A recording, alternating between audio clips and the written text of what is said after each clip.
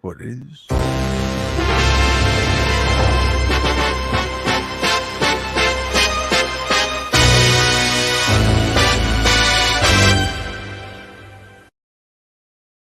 Bernardo is here. He's always wanted to see us live. And guess what, Bernardo? If you're here now, you are seeing us live on YouTube, Twitch, and Facebook.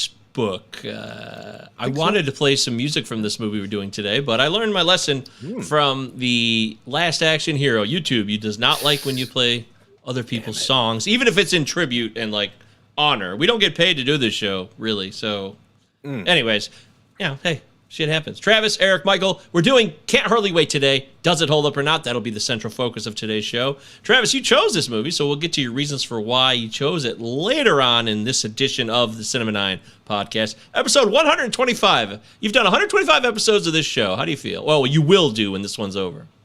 I'm in the midst of my 125th episode, and it feels good. It feels solid. I like that the show has become a staple feature to my life.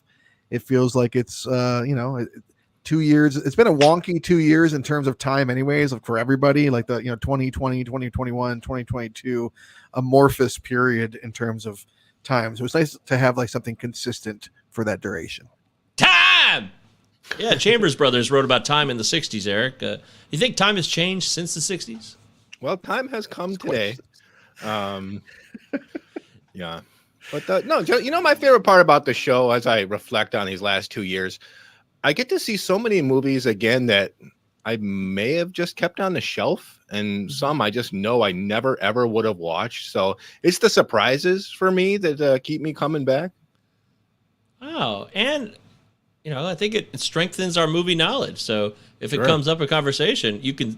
If you hadn't seen it and now you've seen it and you can at least talk about it, even if you didn't think it held up or not, you will be able to talk about it competently. And I think that's a nice little bonus from this show. And we hope that you guys, as the purveyors and the consumers of the Cinema 9 pod, feel the same way. I would hope. Yeah, jet skis. I mean, why not? Yeah. So we're getting into Does It Hold Up or Not for Can't Hardly Wait. 1998 movie. So we all graduated in 1998. So I'm sure we'll have something to say about that. Barely. As well. All three of us went to high school in the same high school. We graduated in the same year. It's got to be true. It's got to be unique among a lot of podcasts, I would think. I don't think everybody could say that. So. I was actually standing next to Eric Brandstrom when I threw my cap in the air. When I did the whole maneuver, I was next to him, and I believe Dave Petrucci was with us. Is that correct? Did you have blonde hair? Yeah. Did I have blonde hair? Yes, I had the Clooney, and it was bleach blonde in this exact moment. Thank you for bringing that up. Yeah, mine was orange. Mine was orange, so yeah. At least you got blonde. I didn't get that far. So we totally shit the bed on that one. You did look like the Jackal. I looked like fucking Bruce Willis in the Jackal. The Jackal. It's time appropriate, 1997. Yeah, I'm close enough. Yeah, sure. Maybe you were fired up and watching the Jackal on VHS every night. So. A lot. I like my Diane Vernors, you know what I mean? So we'll talk more about that in Can't Hardly Wait focus part of the show. Of course, we have a new email, although it's newer to you, but it's cinema9pod@gmail.com. And we got our first email here. He's a regular. Woo! He's always there for us. I mean, he's got to be probably our number one supporter at this point. Number one. Yes, he is. That is Chad. Chad emailed us at our new email, which is cinema9pod@gmail.com. Really, the only thing that changed was the Gmail from the Proton Mail. Everything else is the same. So cinema9pod@gmail.com. Chad wrote to us earlier this week, and he said, "What do you fellas eat when you watch movies? Do you pop a bag of popcorn, grab a snack, drink a Vernors?" That's Michigan local focus, sure. I gotta know, Chad. All right, Chad. Well, Travis. Eric was... This is the most motivated answer, this one. I think Eric was, of all three of us. He said he'd bring it or something like that. I'll fucking bring it, I believe were his exact words. It was like very aggressive food talk. Dying to talk about food and movies, which we haven't done enough of on this show, frankly. For sure. What do you like to eat, Eric, when you're watching a film? Well, it's different. I mean, if I'm in the theater, it's different than what I'd eat at home. At home, if I'm like gearing up for a big movie, it's pizza. Like in the theater, my go-to snack is dark chocolate M&Ms. They're quiet, so I didn't get anxiety. So I don't have to worry that I'm bothering anyone. I just get them all in my pocket and I eat them up. But mainly I found that if I'm like high on sugar, I'll enjoy the movie much more. Yeah, I've tested this out many times, and yeah, so dark chocolate M&Ms at the theater, pizza at home. All right. And of course, Fresca. Oh, fucking hell. Again with the Fresca. I mean, are you bucking for sponsorship here? Fresca's listening. Side hustle, bro. Fresca, if you're listening, Eric is ready to pitch you. Let me guess for Travis real quick, because we've lived together several times as well, so I've watched movies with you. I've watched movies with Eric, but much more with Travis, probably, I would say. I think it would depend on the day. I don't think you have like a staple. It could be a variety, I feel like. This is okay. So at the theater, I'm probably going to go with like peanut M&Ms or nothing these days. Really at the theater. I mean, especially if I wear the mask at the theater, so I'm like, I don't want to futz with this. Which it's fine. You save like half the money. It's great. So that's great. As for when I'm at home, during the week, I always eat breakfast at like my dining room table. But on the weekend, if I have, time on a Saturday and or Sunday morning, I like to kick my day off with, that's when I do the foreign film of the week or like the serious drama, like where I'm really like sober of mind and like in my, and I'll make breakfast and I'll just, I like to enjoy my breakfast and my coffee while watching a film. Oh, you dig on swine? No, I don't eat swine. I don't eat swine. I avoid swine. I mean, like I won't turn down a pepperoni pizza. Who am I kidding? But I don't actively eat swine. I like pigs too much. Pigs are cool. I will say this. It's been discussed many times. And for Eric, it's old hat. But yes, there was one time where me and Eric, we each got our own Marco's Pizza and we watched Crash together in 2006-ish.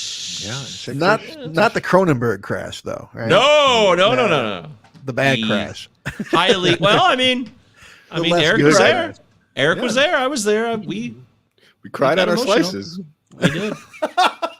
You cried on your slices. Matt Dillon got us, man. Matt Dillon got us. It's Michael Pena in that movie, right? In that him in that movie that really brings it. Well, he's great too, but Matt Dillon is outstanding in that movie. I'll go to my deathbed on that one. I'll stand behind it. I do. I'm gonna check in with you on the day of your death. I'm gonna say, hey, how do you feel about Matt Dillon? hey, still good? Still good? Wait, are you still here? You remember that time you watched Crash? Overrated. Marco's Pizza. You had Marco's. By the way, I don't know how regional or national Marco's is, but it's delicious pizza. I'm a Happy's guy. Really Happy's good pizza for me. Really? Yeah, I love Happy's pizza. Yeah, I like the deep dish Jets, but I mean, Happy's was like a fun novelty for a while, but I didn't know that it. Wow, that's impressive. Okay, I'm not against it. I've had a lot of good Happies. Happies made me happy. You have. Who do you think introduced me to Happy's? When you're hungry, for some garbage food. Oh man, that was so funny. Travis, I really have stopped eating at the theater entirely. I agree with you there. I don't know why or how, because I used to. It's so stupid. $40 load up. I want like the fryer work. I want it all. Asshole. Like I know. I got to get there like 40 minutes early because I got to get all my food in time so I don't miss the goddamn show. I need my nachos and my soft pretzel. Oh god. I know. Chicken tenders. I mean, it's all these classier movie places. Seriously, they started stepping it up, and I'm like, well, shit, I'm gonna be here. Fuck it. So. Might as well pay $12 for nachos. Oh my god! So a cup of cheese, a cup of shit cheese whiz. Yep. $15 extra. Yeah. But now I go there and I'm like, you know what? I'm just like focused in on the film, and I don't know what changed. I can't give you a good reason. Popcorn will always be a staple at the theater, I suppose. Like if I was gonna get something, I'd like to get the popcorn and down it and drown it in fake butter. That's not real butter. That tastes like butter, a butter substance, and butter. Yeah, futter, and none of that bullshit Mrs. Dash stuff, like these weird ranch seasonings. You know, Oreo sprinkles or like weird, what is that? Cinnamon or some shit. Like what is you giving me this for? Seasoning bar? I like to have. Yeah, the seasoning bar is now open. So stupid. Popcorn and butter that's salt. We're good. All I need is butter and salt, baby. I'm fine. Or futter, but at home, Buck butter. Sorry. Yeah, at home, It could be anything. It just doesn't know. You have no idea. It could be any given. Odds are it will be dark. It'll be after 11 p.m. and it could be anything. Yeah, that's all I know. It won't be earlier than that. Yeah, nothing too early in the day because I only eat once a day anyways. But so if you're gonna eat 4,000 calories a day, you got to do it all in one sitting. That's the key. Make sure you get it all in. And if you don't stagger it out, then you'll be fine. You'll be healthy. I just imagine you getting grease all over your fast forward button. And that's a joke. That is a good joke. That is a show joke right there. Show Thank jokes. you. Yeah. So Vernors is great. I'll always love yeah. Vernors, but I haven't had one in a while. But man, I'll do. No, thanks. I'm a Fago guy though. I'll do Fago all day. Fago Rock and Rye all day, man. You kidding me? Love Rock and Rye. Rock and Rye is great, but so is Vernors. They're both delicious. Meh. It's no Fresca. Am I right? There it is. All right. Well, there you go, Chad. I hope Chad, write back to us. Tell us what you maybe you already implied what you would do with the Vernors talk and all that, but we want to get your feedback. cinema9pod@gmail.com. Send us an email. Give us a 5-star rating. We have a Patreon. The link is in the show notes. So if you want to sign up for the Patreon and see some old 10-minute topics, which would be new to you, you can sign up for just $1 single. The Bill Goody Kuntz level is now open and at your service. And we have a new patron. And shout out to that person whose name I neglected to get. Oh, we do? I had no idea. So shout out to you. Wow. Thank you. And also thank you, Chad, for the message. And Eric, or Mike rather, kind of implied that only Chad's email would be welcome. I'd like to extend that offer to everybody. Oh, no. Yeah. Let's everybody email us. Want to hear all about you. cinema9pod@gmail.com. Yeah, absolutely. Yes. So I watched some movies, guys, but not many. You did? Yeah, Why? not too many. Who told you? I'm kind of obsessed with movies, which is a thing that you guys can relate to, I think. Sure. But I had company over the weekend, so I didn't do too much sitting That was around. so funny, dude. You cut out for a second. What? I'm sorry. So it sounded like it said like I come over the weekend. That's what it sounded like. I mean, But you said company, I believe. I said company. Okay. Company, a wow. person, a human person was. Let it be known that we will someday get through an episode where Mike doesn't say the word "come." Someday, or society. I wouldn't bet on that. On like it's gonna be one or the other. I wouldn't expect an episode where neither word is uttered. Any old who I revisited 1993's Amos and Andrew because it's got Nick Cage in it. It's got Samuel L. Jackson in it. It's got Dabney Coleman in it. It's got Bradley Dourif in it. It's got so many people in it. But I hadn't watched it since I was a kid. But man, this premise is so fucked up. I mean, like it's a comedy about a black dude who moves into a white neighborhood and people think that he's robbing the place when he's setting up his stereo and shenanigans ensue. Not great. I wouldn't recommend necessarily going back for Amos and Andrew, however much I liked it when I was a kid. But can I mention the name of the patron, by the way, is Sid. So Sid. Thank you, Sid. Thank you. Sid, I know him. He's a good guy. So sorry, I wish it would be like someone nobody knew at all, but who cares? Sid, thanks for signing up, dude. Free cheers for you. Yeah, definitely, Sid. Thank you. So I watched Respect from 2021 with Vanessa. What's her name? Jennifer Hudson, right? Jennifer Hudson. Yes. I always forget her name for some reason. Yeah, she was fucking great. She was really good in it. As far as a biopic goes, it was good, not great. I liked it. It definitely really solid acting. Certainly worth checking out if you're an Aretha Franklin fan or if you care about the Queen of Soul, mid-50s, etc. rock and roll music. But the real cream of the crop for me was Elvis. I checked out Baz Luhrmann's Elvis. Did you? I couldn't love it anymore. I thought it was fantastic. But you hate Baz Luhrmann. I do. I really don't care for Baz Luhrmann ordinarily, but I thoroughly enjoyed Elvis. I mean, it's such a big story, and I actually think that he was just the right person to take it on. I've heard rumor of a much longer version out there that I would be very interested in seeing. But man, it is at a breakneck pace and it never stops. And if Austin Butler gets nominated for Best Actor for this, I will not be mad at all. Wow. How about that Tom Hanks, though? He's creepy as hell, too, man. about that Tom Hanks. I mean, half the movie I'm like, he's fine. The other half of the movie I'm like, why does it have to be Tom Hanks? Why couldn't it be a dude who's actually fat? Yeah, it's exactly what you said. Like it's distracting almost, and he's coming in so heavy with that Dutch accent that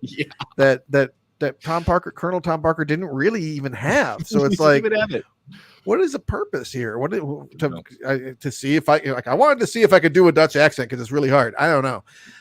But I mean, he's probably a hardcore Elvis fan. I bet he had to be a part of this. That's his era. That's probably my guess, but who knows? Yeah. I mean, it was a truly fantastic movie. I loved it. Well, I'm hearing more and more of this from people who are not Baz Luhrmann fans who thought the movie would blow. And okay, so now I definitely want to watch it. I got to get on this. It's on HBO Max, I know. So It is. Yeah, it is. Check it out. They don't have that in Canada, so maybe I'll go back to America and watch it. I do go back and forth. Yeah, come to America, watch a movie. You're coming to America. There are no cuts in America.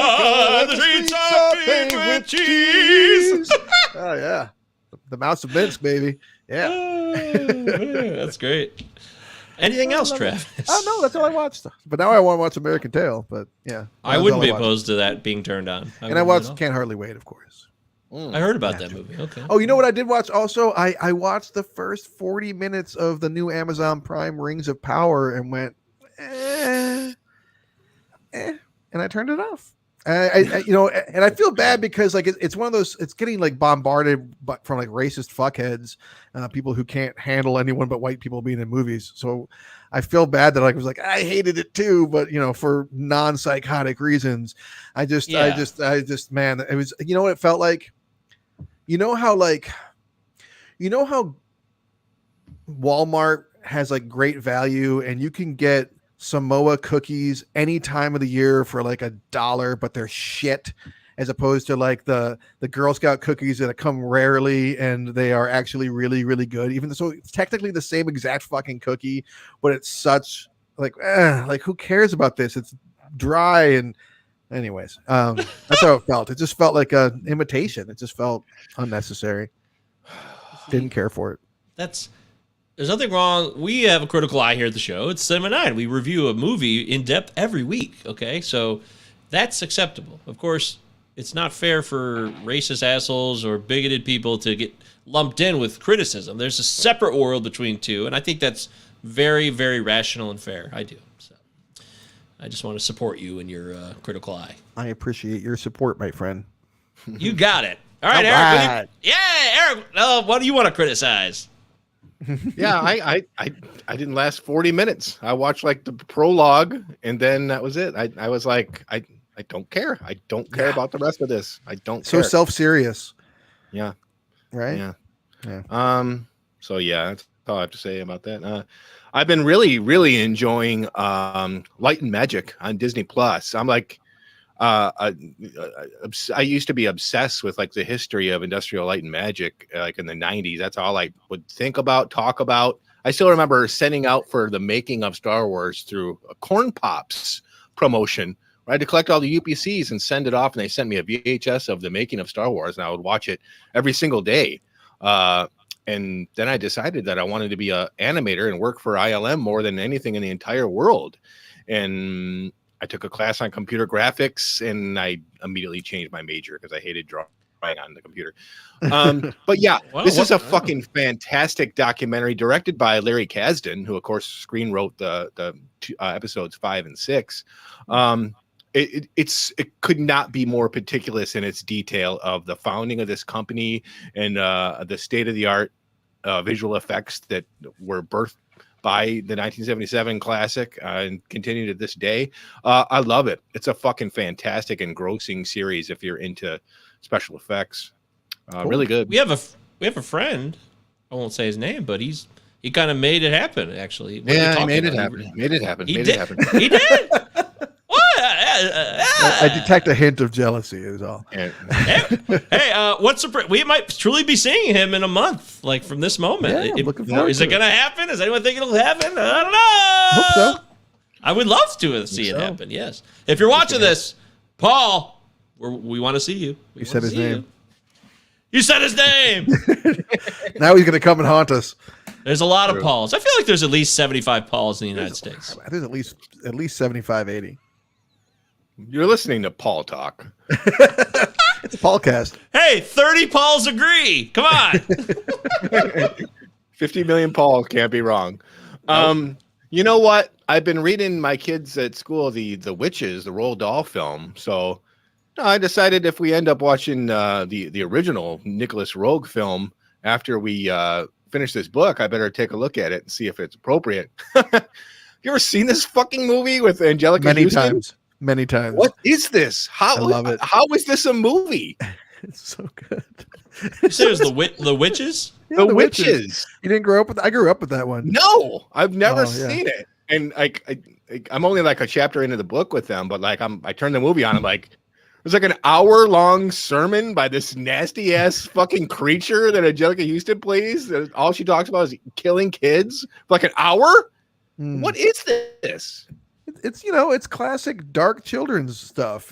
Back when they used to give kids stuff to make them hot, or like make us strong by scaring the shit out of us or something. Be wary of this world. This world is scary. Yeah, they didn't coddle us in the 80s or like before.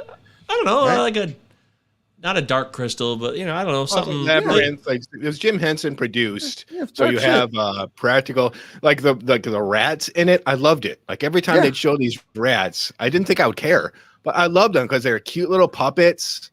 Yeah. And then I watched the trailer for this new Bob Zemeckis Witches, and I'm like, I wouldn't even bother looking at the screen if that rat was on the screen. Like, who cares? I watched it. It wasn't a cartoon. Yeah, it's not. Well, they still do that. I mean, Coraline was somewhat newer, and that was like that same vein. So they still make that stuff, which is good. That's probably 15 years old now, though. I mean, that's fair. Yeah. That's pretty much it. I went back and watched Pee-wee's Big Adventure, laughed out loud many times. Never gets old. Yes, Mike. Yes, everybody can do a Pee Wee Herman. It's not hard to do, so it's not special. Shout out to Mark Holton. Shout out to Mark Holton. Mark, we miss you, man. It's been a minute. If you got something new, you got a new show or a new movie coming out, let us know. Hit us up, cinnamon9pod@gmail.com. Mark Holton. And I went back and watched Fantasia because like all my life I've been like, who cares? Like those boring old songs and like boring guys like the maestro, they keep cutting to them. And I just remember being so bored. I watched it again. I was in awe and disbelief. I was weeping by the time it ended. It's so gorgeous. It's a work of art. Oh my God, the Rites of Spring opening, the whole evolution of human, that whole opening, back when evolution was a controversial topic, and they could put it in a fucking Disney movie. It's so incredible. Okay, I'm just gonna let that one sit. I see your point. It's not a controversial topic. There aren't people that say teach. You're saying back then when it wasn't. I mean, Scope's Monkey Trial was 15 years before that, but whatever.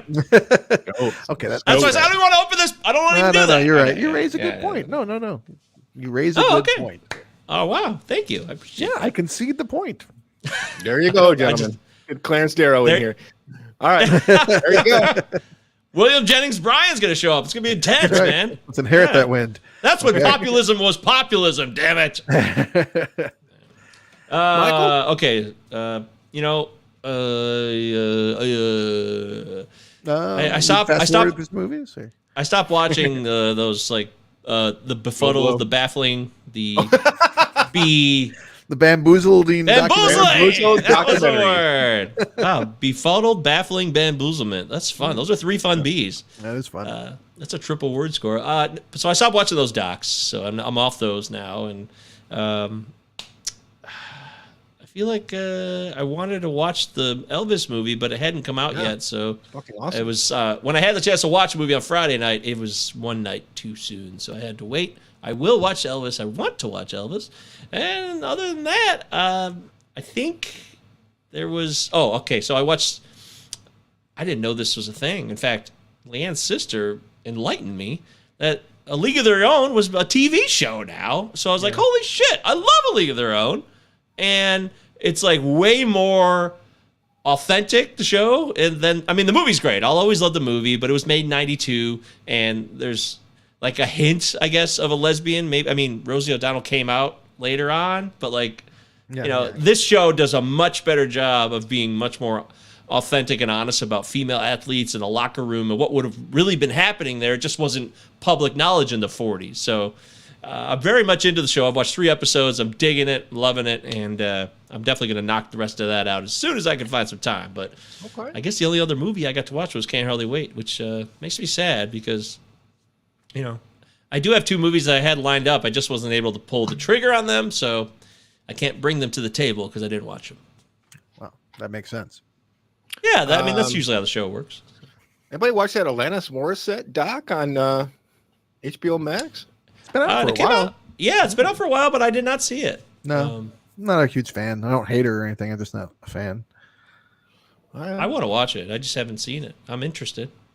There's another Woodstock 99 doc, too, out on Netflix. A new one. Yeah. Oh, one is Did enough. I bring that up on the show? Did I not talk about that? You did. I think so. Yeah. Okay, good. Just want to make sure. I definitely watched that on Netflix. That was great. It was it a different take. It was a different take than the other one because I felt like I got enough with the HBO doc. I didn't need the Netflix version of the same fucking story.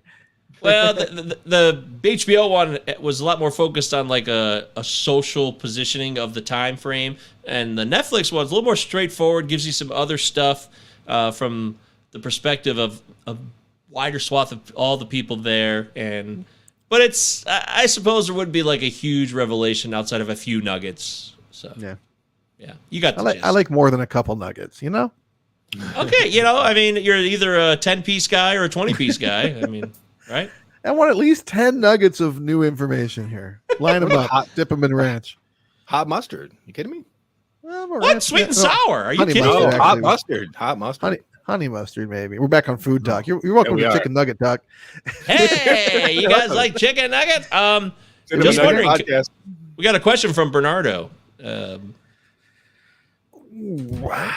Just wondering, can we send movie suggestions or do you guys choose the movies for each week? Well, we typically choose them ourselves every week. We have done like occasionally we will like open up the thing where people can send in. If we can get a bunch of suggestions, then we'll pick one of those suggestions at random. So we give you like the chance, which is kind of a bullshit.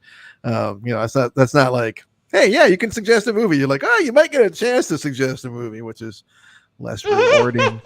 But yeah, I mean, if you send it in, it's been a long time. Yeah, we could. Since we did a listener's choice, and we were talking about backing off on guests a little bit too, so we could do a listener's choice episode instead of a guest, maybe. Yeah. If I'll tell you what, if you want to send one in, my friend, please do. And if other people listening, if you want to send one in, we ask that you maybe limit it to one. We don't, so we can just kind of make it fair. But if we can get enough in a relatively soon time period, let's say, just a handful really would be enough. So if a few people do it, then we'll pick one of those at random. Of Yay! course. Fairly. All right. All right. Thanks, Bernardo. Thanks. Bernardo, you could lead the movement. So if you want to start like an online movement, you could be part of the Cinema 9 crew on Facebook. We're on Twitter, of course. We're on your standard social media. Work for us for free, Bernardo. That's what he's asking you. Well, if you're inspired, it's true. Cinema 9. True inspiration is impossible to fake, okay? But if he's inspired genuinely by his own accord, you're inspiring me. Yes. God love him. Thank you, God Bernardo. love you, Mike Govia. God love Travis. God love Eric. God love Bernardo. Cinema 9 Podcast. Everybody love us. God bless us all. All right, it's time to get focused on the main event. It's time to talk about Can't Hardly Wait, a 1998 film starring a plethora of people, a lot of them, Seth Greens and, Jennifer Love Hewitt, Ethan Embry, et cetera, et cetera, et cetera. A whole bunch of people are in this film. Peter Facinelli. Where did you go, Peter Facinelli? Where have you been? Is he still alive? It's been a long time since Big Kahuna, I believe. Big Kahuna. Yeah. I love Big Kahuna. You know that. Good. I'm ready. Yeah. I didn't get it when we lived together at the dump and you brought it home or like we rented it once and I had never seen it before. And I was like, what the fuck? This movie is so lame. But I watched it about 10 years later. Yeah. About 10 years later, I was like, oh my God, I get this. This is great. You had to get immersed in like some sort of corporate culture to properly appreciate it, probably. Right. Yeah, you had to be a bit more jaded and bitter to really take it home. No, it's true. Yeah. You were still too fresh on the vine at the time. You need to be more rotten on the ground. Too happy. Too happy. Your life was too good to that's appreciate a good- that movie at the time. Yeah. I also mixed up that movie and that one with the Breakfast of Champions. For some reason, I mixed that one up. The Bruce Willis one, like the Wheaties box. I don't know why I mixed those two. Vonnegut. Very good. Speaking of Vonnegut, that's why. What the fuck is Ethan Embry's character's name in this movie again? Preston Brooks. That's right. That's where he's going to Nice. a Kurt Vonnegut weekend like that, or a retreat. Gonna go hang out with Kurt Vonnegut for. This ain't a good sign. Travis just asked what the main character's name is. He's the guy. He wears shirts sometimes. Yep. Sometime. Well, you chose this movie, Can't Hardly Wait. So why don't you tell us the first time you saw this film? Let's take you back to 1998. Oh. Do do do do do do do do do There you do do do. Right? There's like one song on the fucking radio, and there's one movie. We graduated, as Mike said at the start of the hour, that we graduated in 1998. This movie came out immediately, like a week after we graduated. I think night it was of our senior all-night party. the night of our senior all-night party, we were all together there and not going to movies. But within a week, I mean, I saw it in theaters. I don't remember who I saw it with. I think I probably saw it with my girlfriend at the time, but I can't recall for certain. But I saw it in theaters, and then when it came out on VHS, oof, man, watched the ever-loving shit out of it for a long while. Watched it a lot, and definitely felt like it was. As one or two of you might also have done, partied quite a bit in my high school years. For a high school senior movie to just be a party, I was into it. So, but I hadn't watched it in a long forever. So here we are. Damn. Oh, okay. Eric, do you remember watching this movie in '98 or was it later? No, I rented it from Blockbuster Video in 1998. And I enjoyed it with my friends, Johnny and Paul, and we enjoyed the film.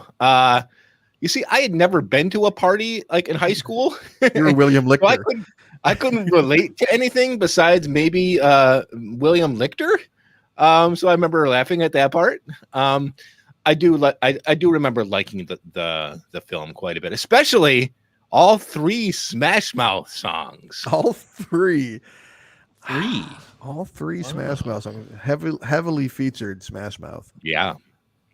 Which is fitting. It's 98. 98. Of course it is. Yeah. There's actually that gets to one of my beefs about the film, which we'll cover, with Guns N' Roses being like a centerpiece of the movie. It doesn't fit the time period, but whatever. Even Can't Hardly Wait, the song by the Replacements, is not exactly 1998. Yeah. But that's no, that there is like a sense that the people who made this movie, they kind of had like some advisors that knew what was going on in the world at that time, but then like they still put their own party days into the film from like the 80s or something. But whatever, it's not a big deal. It's just something I noticed. I did not see this movie for a couple years after. I missed it. I definitely saw it on like a TNT or something, like a cable one night. I was like, oh, this movie is fun. This is interesting. I remember being a little annoyed. I was like, this Jenna Elfman side quest. I was like, still annoying. Yeah. Jenna Elfman, though. Hey, Jenna Elfman is. Remember her? She was a thing. Jenna Elfman. Dharma and Greg? She's not dead, as far as I know. I just haven't seen her in a still while. a thing, technically. Seen her a long time. She's an entity. Good for her. I'm glad she's an entity. But yeah, I remember it being definitely. I definitely looked at it through a lens of the party world in high school and all that stuff. But actually, I think I did that more as it became a staple for me. This is a movie I started to watch more and more the older I got, and I enjoyed it more and more. So really, the reverse is me. That's funny. I know. It's life finds a way. So, what is the score on this film? This can't be an 8 because it's not that. It's but I think it's beloved though, right? I mean, to a certain generation. That's what I'm saying. Can it be over a 7? No, I'm going to say 6.8. I'm going to say 7.0.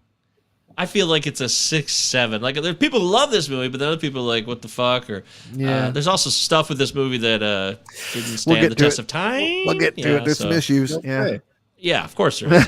So 98. oh wow, 6.5. All Ouch. right. Okay. I 6.5. guess the future is not always kind. Yeah, You know, well, sometimes. Where all the 98ers at? They're not on IMDb. Come on, guys. You gotta support your class. the 98ers. Bictory. That's our Heartland battle cry. Woo! We were big. I forgot We were that. big supporters of pep rallies. Yeah, that meant a lot to us. You know. So, over on what they call Rotten Tomatoes, they have given it a score from the critics' point of view, which will be different from the audience's. 40% from the critics. That's a low. splat. That's a splat. That's a splat. Yeah, 40%. That seems They a little didn't care for harsh. Yeah, they didn't care for it.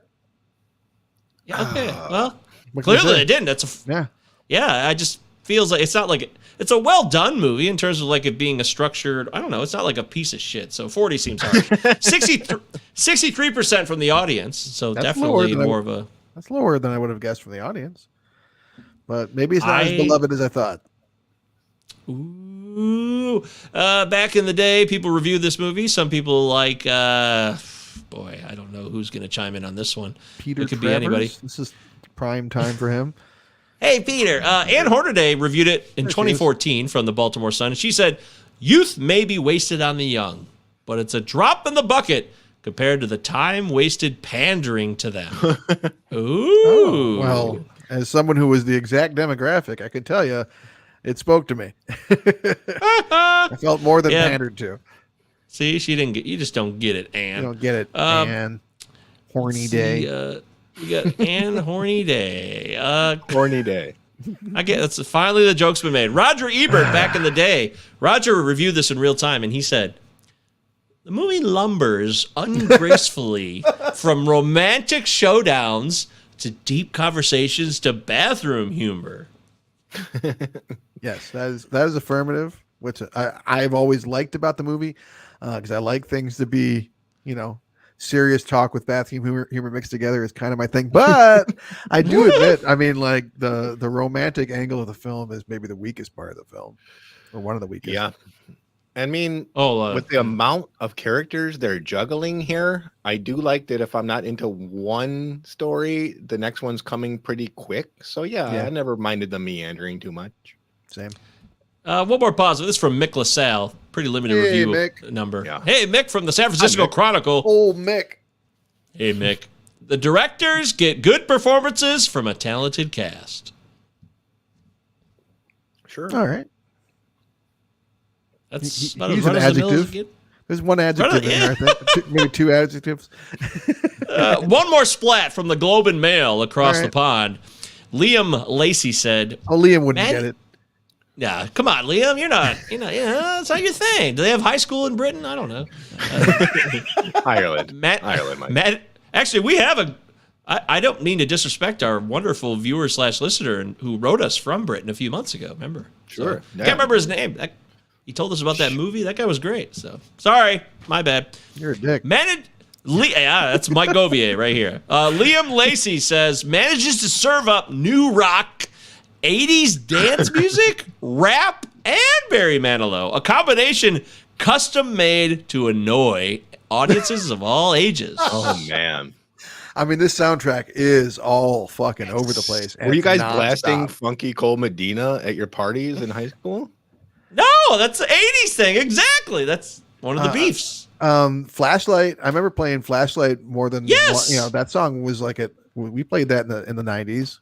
That was Parliament regular. Funk was in PCU in 1994, and that was Remember the pure funk compilation? Everyone had that, yes. right? I had it. Oh, me, hell yeah, dude. Me and Fucking A, I that loved is it. so 98. Tom said Right. had that on CD, and when we went to Central our freshman Pure year funk. in 98, he had like 10 discs in that booklet. He had the Metallica, Pure Funk, Ted Nugent's, and like that was it. Oh, and Scorpions. It's such a Pure funk was great.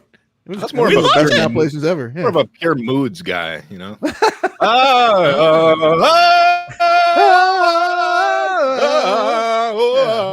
Is that Enigma. Return to Innocence? Enigma, yes, Return to Innocence. Return to Innocence. Hi. Yeah, that's fun. Yep. Okay, yeah. So the soundtrack's all over the place. It's supposed Yeah. to be. Now it doesn't say exactly where this is, right? It's like because like Huntington Pennsylvania. Hills? Is it Pennsylvania? Yeah, oh they do. Well, they don't. They called it Huntington, but the screenwriters they grew up in Abington, Pennsylvania, affluent suburb outside of Philadelphia. Okay. Oh wait a minute, over by Villanova. I believe so. Oh okay, yeah, I know what you're talking about because yeah, Near, that is. God, what's the name of that other town that starts with an A?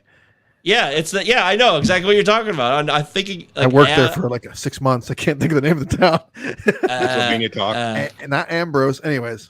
Yeah, it's on a Google Maps. I swear it's right there. Yeah. But okay, so the soundtrack's all over the map. It's anywhere USA, but it's Pennsylvania. Fine. Mm-hmm. You've got a huge cast. So the cast is littered with a bunch of people that you'd be like, oh, I know him. I know her. Is anybody like? Yeah, a great cameo is funny. Jerry O'Connell playing Trip which McNeely. Is a great. It's a great name. Trip McNeely is like such a great. I'm a high school asshole jock name. It's really well done.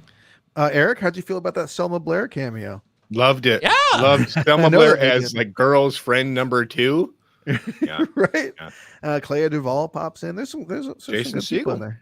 Jason fucking Segel as the watermelon guy. Yep.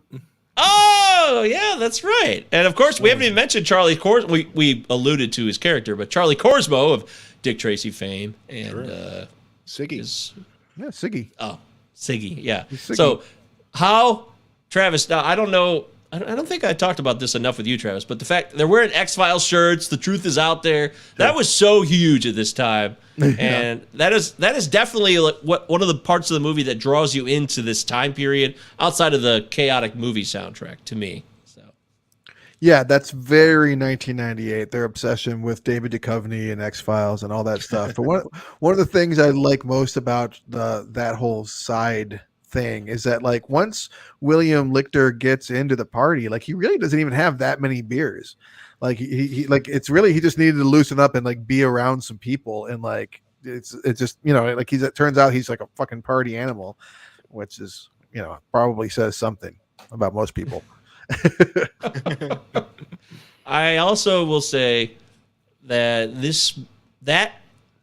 him and Mike connecting because they're drunk and the social strata being blown apart for a while because people are drunk and partying, and they're also feeling down to the dumps from one end. They're starting to meet in the middle, I guess. Yeah. Mike's on his way down, and Lichter's on his way up. I had a couple of moments at parties with people that I would not be talking to, or they wouldn't talk to me. So that really rung home to me. Like, some of the parts of this movie are really authentic movie party reminders, but real life party reminders that I had, like, senior year. Like, there was a couple blowout crazy parties where this is meld of like 3 classes of different generations of people coming together, and it was fun, and it reminded me of that. So I want to give the movie credit for feeling actually, even to this day, like authentic in some of the ways that a party unfolds, at least in like a suburban town on a Saturday night, I guess. So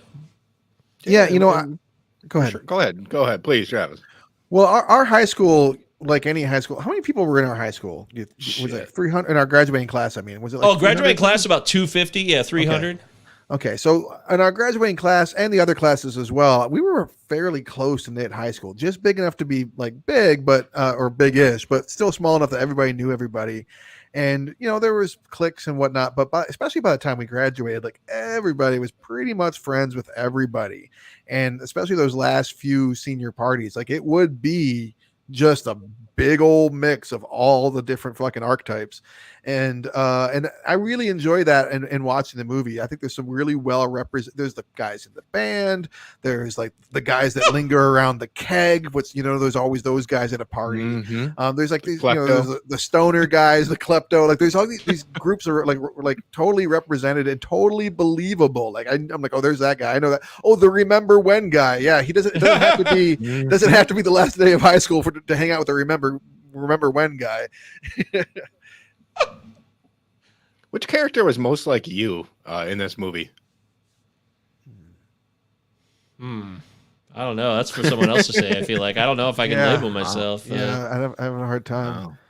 But like, because like I see myself a lot of different ways sometimes. So I guess I could have even been like Lichtner in a moment, like party, hey, woo, and then other times I was still like talking to people regularly. So I didn't feel like a total outcast. I don't know. I can't find one. I sang in bands and took myself too seriously, so maybe Breckin Meyer's character in Love Burger. Yeah, but you just went. Okay, that's like part of that. He looks like a young Greg Dooley in that movie too. Yeah. He's like, what that outfit he's wearing though. Okay, so that part would maybe you wouldn't wear that outfit, but yes, that character. Okay, no. Sure. Maybe, well, I mean, like by the time I graduated, I was wearing like a fucking like leather, like a Ray Liotta leather, like leather jacket style thing, and like a chain necklace and rings everywhere. Umber leather jacket. Was a classic. Still one of my favorite colors. That was a hell of a jacket. It really was. You're right. But I still have it. Legendary. I kept it. Like, how could I not? That's wonderful. That makes me happy. And I also love the fact that Love Burger, they finally get it all together again and they count it down and then the party gets broken up. I love that. That is that's a funny bit. I don't know why. I love that. We never get to actually hear them. Nope. What about you, Eric? Eric, did you find yourself in the party? Well, yeah, I'm pretty much just like Preston because I literally did what he did. Like I wrote this girl a letter that I was obsessed with. Harvey proofread it, and he's like, "You got to give this to this girl," and like that literally happened in my life, and I never did give it to this person, and I regret it to this day. But like, yeah, a lot of unrequited love. So I'm kind of like Preston meets William Lichtner. Because I do remember the first time I got drunk at a huge party 2 months after this release, Andy Johnston's house. And I was like rolling around down the stairs, fucking going nuts, losing my mind. It was a whole new experience for me. It was very like liberating. Eighth grade through senior year, I was like, because I partied like a motherfucker, as did Mike. And we were friends in high school, but I could never get you to come out. So it was like such a big deal for you to finally come out. I couldn't do that. For you to finally come to a party. And that summer, woof. I mean, we already alluded to this summer on the 10-minute topics at one point, so I won't repeat any of my illicit activities from that summer, but that was a wild summer. Oh, the summer after we graduated? Yeah. Oh, it was off the rails. I mean, insane. People who don't know me, yes, Travis, I'll speak more on my part. I was just every day it was a drug fest party. I was doing Robitussin and LSD and all these hallucinogens, just like every day. I didn't want the party to stop. And then college came around in fall, and it's like, oh shit, I gotta do a 180 here, and I was not ready at all. So the party continued, but yeah, that's a different story. What I will tell you is, I thought maybe now that you say that, Eric, it might be Preston and all three of us. Sure. I know you two, you know me, and we can be romantic fellas at times in our lives. So there's probably, I'm not Preston fully, but I've certainly, there's a part of me in him. Well, I think that's one of the things the thing that works most about this movie for me is the characters. And I referred to them as archetypes earlier, but the reality, of course, is that everybody's nuanced and no one just like fills an archetype. So that we can see ourselves in almost every character, I think is good. That's part of the point. I think that, we're all nuanced individuals, but so you can see yourself, but at the same time, it feels like different people are being represented when you watch the movie, which is cool. Maybe that's a good time to talk about Seth Green character and how the representation. Now, that character exists. Very realistic. It's very realistic. Especially for 1998 and that time period and the high school that we went to. To me, it rang like, oh God, I know that guy. I do. At least Kenny, Seth Green's character, at least Kenny in his life actually interacted with a handful of black people that he went to school with. The kids at our school were just like, I don't know. I guess they listened to Biggie, so they figured they could just talk like that. Not everybody, of course, but there was some. Yes, we went to one of the whitest high schools you find. It was just not a diverse population. 99% white high school. It was absolutely. So. I mean, so obviously it doesn't. The question here, guys, is it's a movie, so it's a fictional portrayal, but it's supposed to be like something you relate to and connect to. Like, oh, I know that person. The party seems real to me, so it draws you into a way because it connects with your real life. So when we do, does it hold up or not? Obviously, the language and what he does and trying to be something he's not and adopting a cultural heritage that is not his, that's totally bogus. Clearly. Oh, of course. I mean, the movie, again, so we might as well get to it. We're 50 minutes in. The movie is jam-packed with things that are uncomfortable to an audience today. I can only imagine someone like a kid, like an 18-year-old now watching this movie and being like, what the fuck? This is, you find this representative? Like, what was going on in the 90s? And I'll tell you what was going on in the 90s. A lot of homophobia and racism. That was what was going on in the 90s. The easy jokes that are making fun, like even like Lichter's and his and Nerd Buddy's like big plan is like homophobic in nature. Like, or like when Mike Dexter finally gets like humiliated in front of a crowd of people, and you get the terrible ADR off-screen F slur thrown at him. Which, by the way, God, yeah, the ADR in this movie is off the charts. I'm like, there's so many people like talking off screen that you can't see. I'm like, why again with this? Like, it's nonstop. It's very distracting.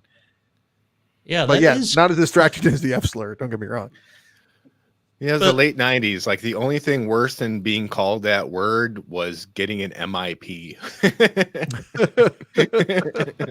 And we certainly know a few people who got one of those. Am I right? Yeah, that the F slur was just. It probably happens still with a lot of teenagers today because immaturity is a part of the unfortunate growth, and homophobia has always been rampant in the United States, so it's baked into it. Yeah. So it's a bummer. It's just how it is, and it would probably be some kids who watch it would be like, "Oh yeah, we talk like that," and that sucks that it still exists. But at the same time, we look at it now as 40-year-olds, like, "Oh man," and I remember, I told Travis, it happened to me later in my life because I was like, you know what? I'm going to stop saying. Why am I saying this? Because I would throw around F's all the time because it was just like part of the culture I grew up in. It was second nature to me. But then I had an epiphany as an older man and a mature man, and I knew what so many people had gone through coming out of the closet and how much pain existed with people who were challenged and buried by homophobia in this country. That once you understand that pain, have an ounce of empathy for it, I don't know how you could ever do that again. So. You're immature, you fuck up, you realize, whoa, what I'm doing is stupid. And if you correct that error, then that's part of the process. And you learn from others and engage with them and you learn their stories. So I think the choice by Deborah Kaplan and Harry Elfont, who I had to really dig into, to include this Kenny character in this manner, it's a smart one. I like it because I mean, at some point, everyone kind of pretends throughout high school. They're pretending to be someone else in a lot of ways. I know I definitely did, Sure. but they were limited in the screenplay. There's no way they were going to let them have like predominantly like gay teenagers or non-binary characters or anyone really with these types of identity issues we see today. So they decide to pick someone who is struggling with their identity, I think in an interesting way for the time that works and tells us stuff today that still should be heard. And I think you make really good points. And I think that's one of the key themes of the movie is this, which is hardly surprising because it's this universal age where you're looking for your identity. You're settling in to like, you're sloughing off like the high school you, and you're looking forward to like, well, who am I actually outside of from this shell that I've been in and these people that I've always been around. So you see that with him most clearly, but I think you get it a lot with Amanda herself. She talks about how she doesn't know who she is without being Mike's girlfriend, and she's like a totally underdeveloped character, but that's also kind of the point, that she herself has not developed her identity. And by the end of the movie, I'm like, no, don't go with Preston, you need time to work on you. You know what? Oh man, I just thought of, so this definitely happened in our age. So when Mike, he wants all the bros to break up with the girlfriends because he broke up with Amanda. This was a phrase of the 90s. Bros before hoes. That was said so many times. Anybody who existed, who's our age at all, you know exactly what I'm talking about if you're a dude. And it was just like a stupid thing that just attached itself to a bunch of teenage. Yeah, it was like, hey, that's our identity. We would make that our identity. Our friends were everything. Our guy friends are first and foremost. And that. Yeah, we weren't as douchebaggy as Mike, but that rang true to me too. I remember like driving in my car and like, you know, giving my girlfriend shotgun and like having friends be like, "What the fuck? Like you're gonna make me sit in the back?" I'm like, "Yeah, that's my girlfriend. She's gonna sit in the front. What the fuck is wrong with you?" Yep, that's right. A phrase birthed purely in insecurity. yeah, it's an insecure age, I guess. Oh no, it's just like cluelessness too. It's like, we got to form our tight little bond here as our unit, and like because you also you feel insecure, but you also feel like if you don't have a foundation, even if it's built on shit like that, you feel like you're empty or you're missing something too, which I guess is insecurity in the end. But Mike's character, it's like stereotypical in a way, but it's also that viable. guy. That guy. It's viable. Yeah, that guy exists. Yeah. I love the moment you discussed earlier when he kind of warms up to William. This happened to me. Like a year after I graduated, this dude, Chris, and his last name rhymes with fish. I know what you mean. He used to push me into the lockers every single day, call me names. And I saw him at the gym, and he walked up to me, and he talked to me for like a minute about how much he felt bad for what he did and how he treated me. And that touched me. And watching that scene last night, it made the character more than just a cartoon, which would have been very, very easy to do. Now, granted, there are cartoons in this movie, Melissa Joan Hart probably most predominantly, but there's also layered individuals that are going through shit, and again, to balance them all in 100 minutes from these newcomers, it's impressive. Yeah, I think there's the main like people that you see on the cover box, pretty much, who we spend the most time with. They are all fairly layered and complex characters, except for, like I already mentioned, Amanda is probably a little underdeveloped, but for reasons that are already stated. Ethan Embry's character is the one I have the biggest problem with. He's the least interesting character. He's the one, especially that prolonged diatribe by the pool with the fucking like Goo Goo Dolls playing or whatever's going on Cringe. there. And so like the goofy ass sincerity on his face. I'm like, I kind of want to punch you, but I don't know where I was going with that. I got distracted, but because I'm even looking at his fucking stupid face next to Mike on the screen, like he's punchable, very punchable. And I like Ethan Embry, but I actually like him too, but not very much in this. No, and like his character sucks. Well, two things. Like, one, we don't really see why this woman is so important to him, aside from this stupid fucking Pop-Tart story. And two. And two, since we don't really get to read the letter, maybe because of, I don't know, a lack of talent from the screenwriters to make it, profound. But we have nothing to really latch onto except this like puppy love that is so far inferior to the other stories and the other motivations. Yeah, and I think the whole fate thing actually detracts from the film, like the way that the letter gets to her eventually, how it like gets rolled by the keg and all that stupid shit. Forrest Gump feather bullshit. Yeah, it's kind of like you've got a pretty solid movie here, and I feel like you're overplaying the romantic angle because you feel like it has to be in there. But the movie would maybe be stronger with just the romance happening between Lauren Ambrose's character and Seth Green's character. I think that's enough romance, personally. As far as what everything, I mean, on the other hand, it's kind of a driver for a lot of the plot. So I guess, it's kind of necessary, but to me, the strongest thing about this is all these different players. I feel like Ethan Embry's character, though, even if he is annoying, that dude exists. Yeah. So he is just so much more distant from what we were or what we knew back then. That it's hard to really like, man, this is enjoyable to watch on screen. Yes, and all the motivations you brought in, Eric, I'm with you on that. I also think that this movie has fantasy too. So when William does that Paradise City scene and he's the king and he's crowd surfing in a house of a party of people. The radio. Yeah.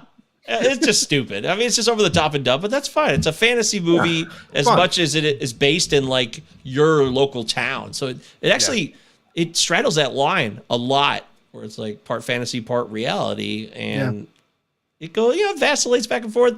And in the end, the romances, I agree. It's the least. I don't give a fuck about that. I don't care about that part at all. I love the whole dynamic between Seth Green's character and his friend when they get together in the bathroom. I can't remember her name off the top of my head. I can't either. Denise. Yeah, but Denise, thank you. Denise, yeah. Denise. So that dynamic, that is like a lot more believable and plausible that they can't stand each other, but then like they find a connection that they used to have when they were younger, and it's based off that earlier first relation they had. And I love like that part of the movie. And it's like that's like the actual love story. So when that's like what I was saying. That's resolved, and all of a sudden we like fade out and then fade into this fucking subway station. It's like, who cares? Yeah, we even get like the textual, like here's what they did after. But yeah, the chemistry between Seth Green and Lauren Ambrose is so good. They're so natural. I really and then the writing's good too. Like I believe their like backstory, their history together. I believe the awkwardness of their kiss. Like it's all. I love that when she calls him out, like you're white. He changes the way he talks until like he gets defensive and like he comes back in that stupid fucking voice. But yeah, I think that they are really the true love story and the more interesting love story and the more believable love story in this movie. Did you know people like when you were a senior that just completely changed from when you knew them in like grammar school? Yeah, of course. Like sure. between like early years and then like by high school. Yeah, sure. Just like even middle people. School. Yeah. Yeah. I mean, no one springs immediately to mind for me, but I can think of a bunch of them. And I myself, I've changed. So, sure. Relationships that were super tight in 7th grade, by 9th or 10th grade. No. Yeah. So is this movie funny? Did you guys have moments that you laughed out loud or no? Yeah. I was very surprised at how often I laughed out loud. Donald Faison was making me laugh my ass off. Yeah, he's always funny. Yeah, he was funny. I didn't have a lot of like but it was there's plenty of chuckles, I suppose. I found a lot of not quiet moments, but small moments, like when the cops bust in and like Blink-182 bust in, which is like is the perfect song for the police breaking up the party. Someone sprays Silly String in the cop's face and he like screams in agony. I laughed so hard. I laughed. That's probably the hardest laugh that I got out of the whole movie. But there was a few moments where I was actually kind of surprised, like even some of the dialogue. Plenty, what they say about fish and trolley or women in trolley cars, right? There's plenty of them in the sea or something like that. Like there was some pretty good lines in there that made me laugh too. I was surprised how much I ended up laughing at it. A lot of the laughs for me came from like recognition too. I was surprised how often I would just kind of chuckle because we saw this stuff back in the day, and you got to think like this is before any of that. We talk about this a lot, how much the social landscape has changed because of technology, but like you could just catch up with someone after that many years, not really know that much about their life and connect again. And that was so special. You just don't see that much anymore. Oh, there's a fun 6 Feet Under connection. Did you guys notice that? The TV show, the HBO show 6 Feet Under, which I'm a huge fan of. So Lauren Ambrose was a main character, one of the main characters in that film, of course. And Freddie Rodriguez, who is also one of the main characters on that TV show. He makes an appearance in this movie, but so does Eric Balfour, who plays Gabe, the troubled boyfriend. He's the guy that licks the frosting off of her face. I'm like, fucking Gabe just licked the cake off her face. So it kind of feels like the 6 Feet Under people just went to this movie and went, we'll take him, we'll take him, we'll take her, we'll take her. Well, so Gabe's the guy who licks. That's not the same guy I'm thinking of, I don't think. So remember in 6 Feet Under, he's like the troubled, like he's on drugs and he ends up killing himself eventually. He's not Ben Foster's character, the guy before Ben Foster. Okay. Right? That checks out. I was thinking of the guy who plays one of the jocks was in Boogie Nights. He's the guy who wants Mark Wahlberg to beat off for him. So like as soon as I see his face, like, oh my God, it's that guy. Isn't that Flannery's brother? Sean Patrick Flannery's brother or something? Is it? Oh, I had no idea. He's got a very similar name. So maybe his name's Shannon Rowe. Okay, never mind. I'm thinking the wrong person. But also, speaking of siblings, even going back to my 6 Feet Under thing, Jeremy Sisto is a big part of 6 Feet Under, and his sister, Meadow Sisto, is somewhere in this movie. She was in Captain Ron. She's the daughter from Captain Ron. I do not remember seeing her in this movie at all, but I saw her credited. This was a big problem for me with this movie was I just could not stop thinking and referencing Not Another Teen Movie. This movie has literally same character. Has Jamie Presley, who's in Not Another Teen Movie. Jamie Presley's in this, and even what's his face? one of the Sean Patrick Thomas. Yeah. He makes a cameo in Not Another Teen Movie because they'll throw out the whole bit in Not Another Teen. It's such a long title. Not Another Teen Movie. There's one black guy, and they make joke about it's a token black guy because that's what Hollywood does. So but it's funny because Sean Patrick Thomas shows up to the party in that movie, a cameo from this film, and they're like, oh, I'm sorry, I didn't know it was only supposed to be one of us here. And like, it's a hilarious scene. Like, they're just sending up the absurdity of Hollywood and their tokenism, but it's weird because I love that movie. It's so funny and it's so like fucking dark. It's a parody of this movie though. So I mean, it of course is. There's some similarities. That's like watching Airport 77 and then Airplane and being like, hey, I see similarities. I just can't stop though because I love Not Another Teen Movie. It's one of the funniest movies I ever saw for a time. I'm not even kidding. So it was really hard for me to take that out of my head and be like a critical eye at the guy who's watching this movie without that in my brain. It was really hard. That's all. I just want that to be very clear because it was tough. We appreciate I feel like clarity. a lot of these critics that splatted this one were these late 90s critics who gave such reverence to fucking like Fast Times and Say Anything, and these Cameron Crowe and John Hughes stuff, and they were just not quick to offer this generation a chance at their own this same concept. Yeah, I think that's a good point. I also think that the movies that you just mentioned are more classic and kind of more classically constructed, but yeah, I think that probably this movie, maybe I'm showing my hand here, but I do think that this movie probably was reviewed by a lot of people who were 10, 25 years away from high school. And, that one, we talked about Anne Hornaday saying that it was pandering. Like, I didn't find this to be pandering at all. I mean, I actually found this, and I think 10 Things I Hate About You to be two of the more, believable, and I mean, again, like they're very Hollywood movies, but like relatable films from that era. Yeah, okay. I don't have a beef with that. I don't think personally. Yeah. So. All right. Anything on the notes? Any notes? I'm looking at my notes. Nothing really. Nothing really jumps out at me. There's love for Velma back before it was cool to be into Velma. Like, oh, that's where everyone decided to start being, oh, Velma's the cool one. Remember how it was a cutting edge remark at the time? Now it's like old hat. Like, oh, of course, everybody loves Velma.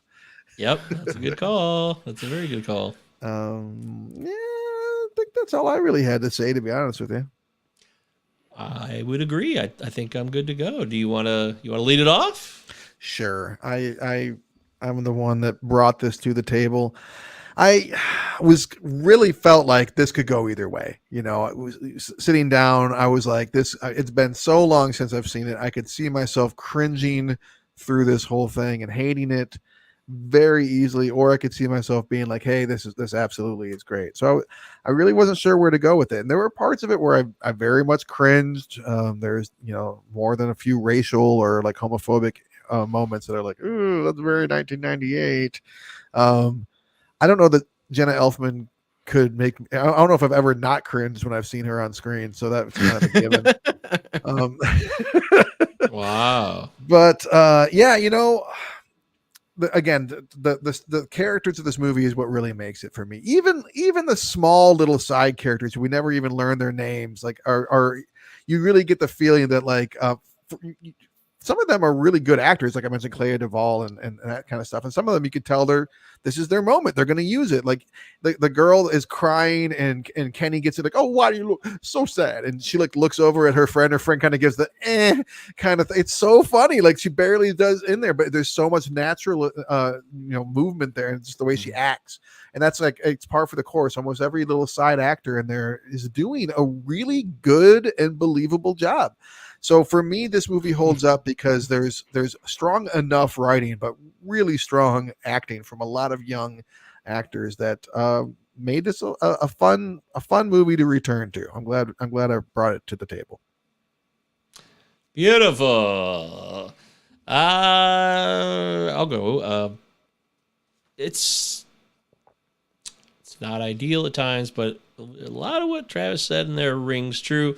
I'm annoyed by the soundtrack at times because I just want it to stay in one time period. And that doesn't mean it has to be exclusive to that period. It just means that it has to make sense for the party. There's probably some retro stuff that would have fit in at certain times. It's just not the ones they chose, so who cares? The characters are authentic, even if they are saying things that are coming out of their mouth that you're like, oh my God, that's awful. But these people existed, man. I mean, the high school experience that I had with these guys here, it was just 99% white people. So you had like a monoculture of kids, and like they're absorbing all of the internet's coming of age for the first time. So we're getting access to a few more things slowly but surely, more quickly than we ever would before. And kids try to make sense of it. Kids are stupid. Kids are mature. Teenagers are dipshits. They can say poetic things and timely things. I'm not saying that. I'm just saying overall, come on, let's be real here. We know the truth. And in the end, I think this movie does a pretty good job of representing that and these people and all of this stuff happening at a party that would go down the way it would go down, with the two nerds on the roof saying my retainer looks like a Klingon warship. It does. I mean, it really does. So I don't disagree with that. That's not my thing, but it's very believable. Those kids, that's what they would do. And everybody also at the same time, even if you were popular or a quote nerd or whatever it was, you also thought whatever you were doing was the coolest thing at the time. So the movie is really good at that. And in the end, I just think this is a movie that it sticks to what it is. It doesn't, like we said, the Amanda love story, who cares? We know the real love story is Denise and Mr. Fisher. So yeah, you take the movie from it what you will, and you enjoy that part of it. And the parts you don't like, you can leave it there. But I think there's enough here to say that it holds up because it does take you into a time and place. The only thing I would say is like maybe sneak a little bit of some new metal that was starting to creep into that world, which would have happened. I wouldn't have proved it necessarily, but it was starting to show up. But that's a minor detail. Who cares? It shows off the time period pretty accurately. It holds up, Michael? Yeah, I don't think you said. Did you say it holds up? Okay. You gotta officially. Yeah, it holds up. Yeah. This movie holds up, in my opinion. We need you to say the words. I can't sleep at night if you don't. You understand the words that are coming out of my mouth? That was a movie that year too. Rush Hour. That was a big hit. Yep, so it was. Yeah. Okay. The screenwriters here have an interesting task, and that's to do everything that they're trying to do in one night. Lucas did it with American Graffiti with teenagers, probably the best, and Linklater and Days of Confused, of course, and that's not easy. I remember I read a little bit from these screenwriters who didn't do much after this. Barry Brady sequel. Leap year. They did more screenwriting than directing. Leap year. Yeah. But they were saying that their favorite parts of all these movies, Say Anything, Fast Times, were like the party scenes. So they said, let's just make the whole movie the party. And it pays off, man, because there's genuinely funny interactions. There's cheesy poignancy, but for me, I don't roll my eyes. I just kind of enjoy it for what it is, because I was fucking romantic and poignant back in the day, just like these little assholes.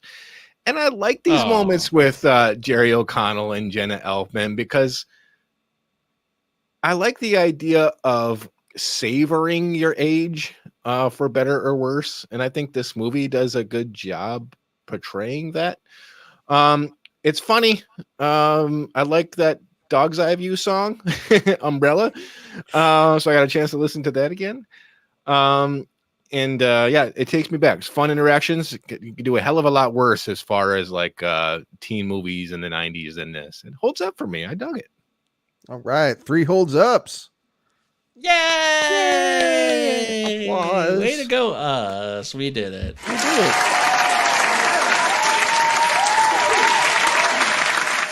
Is there a cough in there? I heard a man cough in the middle of all that. Yeah, I thought I heard something too. That was odd. You heard it there? That is odd. All right. it held up. Can't Hardly Wait, 1998. And not every movie's perfect, but still, there's enough that you could take away from it. If you haven't seen the movie and you're hearing these words or seeing these words right now, then boy, it's just a big mistake. You should see the movie first before we dive into it. It's the way to do it. Yeah, I think. Yeah. All right. So cinema9pod@gmail.com. Email us. Connect with us. Also, make sure that you follow us everywhere. 5-star review on Apple. On Spotify. It's real easy at Spotify. All you got to do is click the 5-star rating and you're done.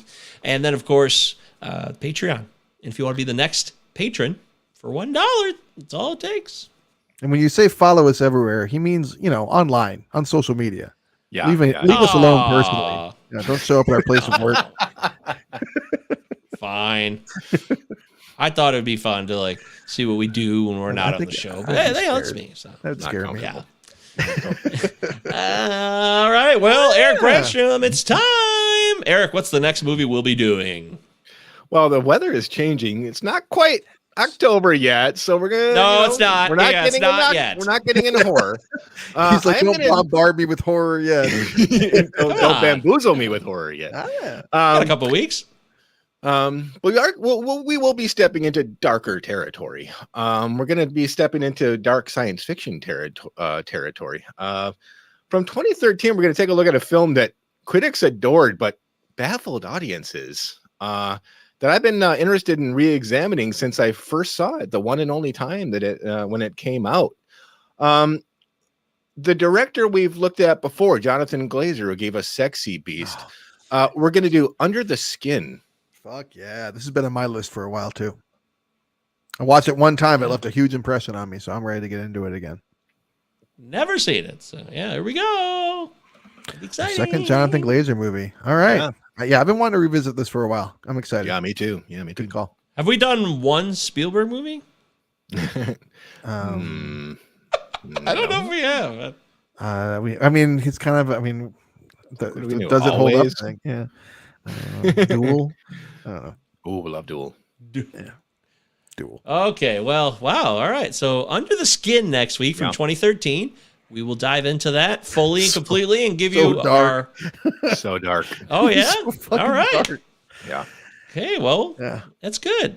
Yeah. Let's get deep. Let's get dark. Let's get opposite next level. of Can't Hardly Wait. Put a little vodka in the Fresca for this one. Oh, boy. All right. Well, next week, that's what we'll do. We love and appreciate y'all. Thanks for your time and energy. Travis Roy or Brescia Michael Govier. Until the next time we do the show, we will bid you adieu. Why you got to waste my flavor? Damn. I better double bag it. I don't know where that girl been. It's so terrible.